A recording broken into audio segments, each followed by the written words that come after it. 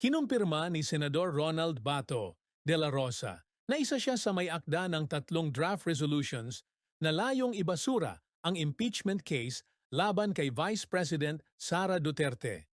Aniya, maaaring pag-isahin ang mga draft para makabuo ng pinakamahusay na bersyon at target niyang maisampa ito sa mga susunod na araw. Ngunit binigyang diin ni Manila Representative Joel Chua na magiging unconstitutional kung ibabasura ng Senado ang impeachment ng walang paglilitis dahil tungkulin ng Senado sa ilalim ng konstitusyon ang magsagawa ng trial. Inakusahan si Duterte ng high crimes gaya ng korupsyon at umano'y sabwatang pagpatay. Itinanggi niya ang mga paratang.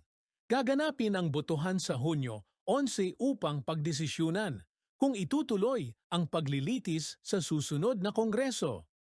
Sang-ayon ka ba na dapat pa ring ituloy ang impeachment trial ni VP Sara Duterte kahit may mga mungkahing resolusyon para ito ay ibasura?